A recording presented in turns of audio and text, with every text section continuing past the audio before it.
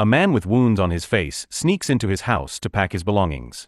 He plans to run away without his wife and child knowing.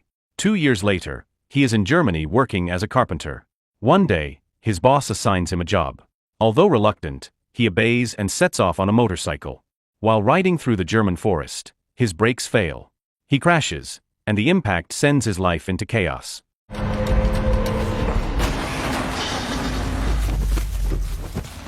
And that was only the beginning of his fight for survival. This is Last Bullet.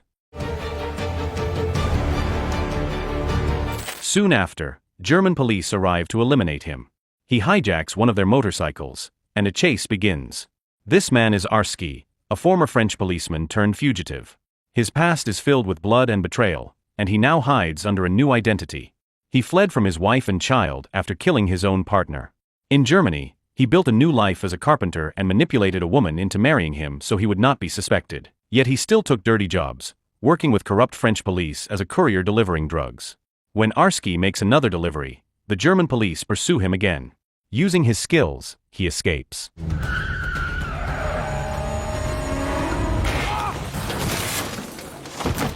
Back home, he tells his second wife to leave town.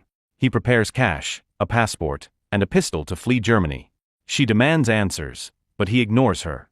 Before they can leave, 3 corrupt German police officers arrive.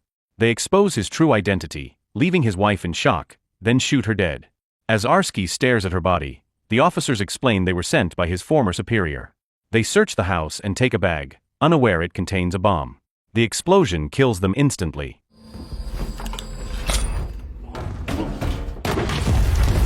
Two officers survive the blast, but are no match for Arski.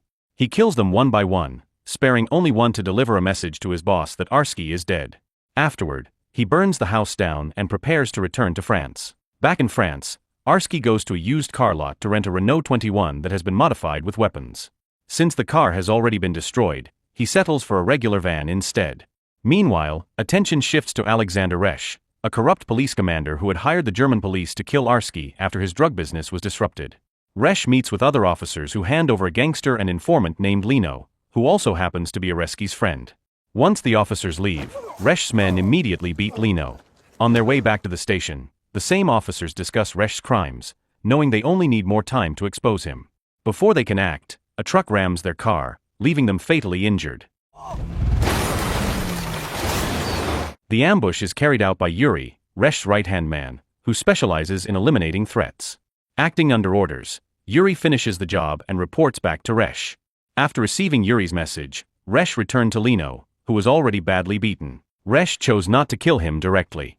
Instead, he ordered Lino to stay away from his business, warning that anyone close to him would die if he disobeyed. Once released, Lino reunited with Julia, a police officer determined to bring Resch down. Julia offered him a legitimate job, but Lino told her he planned to move to Spain soon. At the same time, Moss, another officer, filed a report detailing Resch's corruption. Her superiors dismissed it, claiming there was no solid evidence. Meanwhile, Lino, fresh out of the shower, stumbled across an interrogation recording at his home. The recording was of Arski, questioned about a murder. 2 years earlier, Arski had fallen out with his partner Charis, who was also a close friend of Lino. At that time, Arski faced a choice between staying honest or continuing to work for Resch. Already deep in corruption, he followed Resch's orders. When Charis became a threat to Resch's business, Arski was forced to kill him. The past continues to haunt both men. Lino remembers losing his friend, while Arski still carries guilt for the murder. He keeps the keychain Charis once gave him, a constant reminder of his betrayal. Regret weighs heavily on him, knowing he chose money over loyalty. Afterward, he calls his first wife Stella, and tells her he is coming home. While Arski looks back, Resch focuses on climbing higher. He pressures the police chiefs to promote him to regional police chief, a position that would allow him to expand his illegal operations. The higher-ups hesitate, doubting his reliability, especially because he keeps Yuri close. Known for his brutality, Yuri could easily turn into a liability. To improve his chances, Resch orders Yuri to keep his distance whenever he is at the station. Once Yuri leaves, Resch's assistant Cole advises him to confirm Arski's death in Germany, suspecting that he may still be alive. Resch agrees and sends Yuri to investigate. Soon after, Yuri learns that Arski has returned to France. Without delay, Yuri sets out to hunt him down. At the same time, Lino visits a car workshop owned by Sarah, a friend of Julia. Lino is skilled in car modifications and often builds combat-ready vehicles for his missions. This time, he comes to retrieve his Renault 21, which he had left at the workshop. Sarah explains that the car was too old and had already been sent to the scrapyard. Instead, she has prepared a faster Alpine A110 for him. Lino refuses and demands that she recover his Renault 21. Sarah drives him to the scrapyard in the Alpine A110. When they arrive, the Renault 21 has already been destroyed. The scrapyard worker reveals that Arsky had also been looking for the same car. Shocked, Lino realizes that Arsky has returned. Driven by his desire to avenge Charas's death, he vows to capture Arsky, alive or dead. He quickly calls Julia to inform her, and she prepares to move in. Meanwhile, Arsky meets Stella. Longing to see his daughter, he asks for the chance. Stella refuses and tells him that redemption requires surrendering to the authorities. Arsky reluctantly agrees. Before he can leave, Yuri arrives and launches a sudden attack. Arsky escapes in a car, with Yuri chasing close behind. The pursuit leads onto a tram, where the two clash in a violent fight. Moments later, Lino also boards the tram, intent on capturing Arsky. When he spots Yuri, his hatred explodes. He fights both men at once, turning the tram into a battlefield.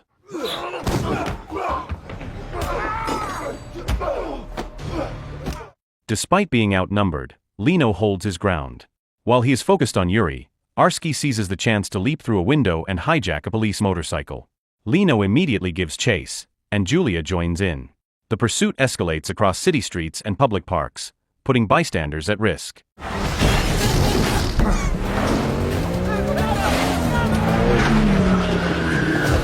During the chase, Lino's car is destroyed after smashing through two trucks that block his way. Surrounded by police, he is forced to stop. Julia continues alone, following Arsky into a canal. At the canal, Arsky outsmarts Julia and ambushes her from behind with a gun. Elsewhere, Moss questions Stella and Lino about Arsky's sudden return. Stella, shaken by the chaos, has lost all faith in him. She believes he is no longer fit to be a husband or a father. Lino tries to comfort her, but the damage is clear. At the same time, Yuri arrives at Resh's office in a severely wounded state. He hands over a bag of Arsky's money and pledges his loyalty, promising to do anything for Resh. Meanwhile, Arsky contacts Moss and arranges a meeting. When she arrives, he reveals that he has taken Julia hostage. He promises to release her if he is allowed to see his daughter. He also offers Moss evidence that could bring Resh down. With no other option, both Moss and Julia agree to cooperate with him. Together, they plan a joint operation with the German police, since Resh has also been smuggling drugs into Germany. Julia, however, insists that Lino stay out of the mission. She fears he would kill Arsky before the plan succeeds. That night, Julia releases Lino from custody and tells him to leave for Spain. She forbids him from joining the mission, worried for his safety. Yet she knows she needs him, especially since he was also Charas's friend. After some thought, Julia allows him to participate. She takes him to Sarah's workshop, where they modify a tow truck into a combat-ready vehicle. Elsewhere, Moss secretly meets Resh to strike a deal. The officer Julia trusted turns out to be working against her. Moss promises to hand Arsky over in exchange for help securing a position in the ministry.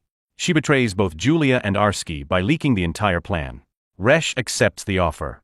The next day, Resh gathers Yuri and his men to intercept Julia and Arsky. Yuri swears he will not disappoint, unaware that Resh has already decided he is expendable. Seeing him as a threat to his promotion, Resh secretly instructs his men to eliminate him. Meanwhile, Julia and Arsky head toward the meeting point with the German police at the border. They travel in an armored jeep for protection, and to pass through the checkpoint Julia asks Moss to persuade the guards. What she does not know is that Moss is with Cole, preparing to sign a deal, and has already leaked her location so Resh can capture Arsky. As Julia approaches the border, Resh's forces strike, supported by a helicopter.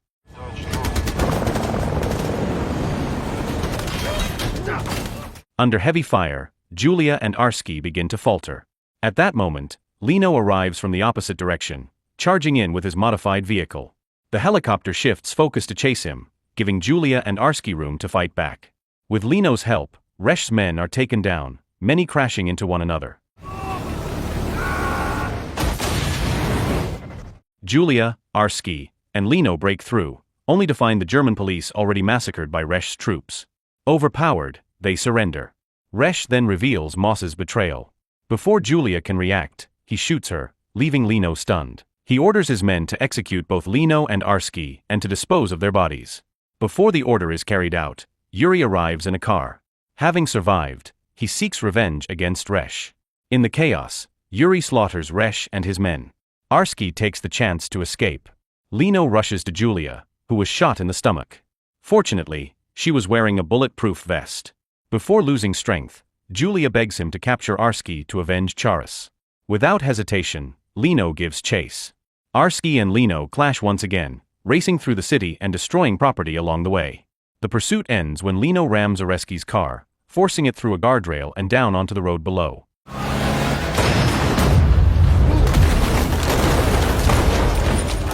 Lino and Julia drag Arsky from the wreck and bring him to the front of the police station. Moss, shocked to see them alive, pretends to welcome Julia. But Julia, knowing the truth, headbutts her in fury. Meanwhile, Cole tries to steal Resh's money and escape. Yuri is already waiting, ready to finish him. In the final moments, Arsky sits in custody, reflecting on his downfall. By chance, he sees Stella and their daughter passing by. He longs to approach them, but the police restrain him.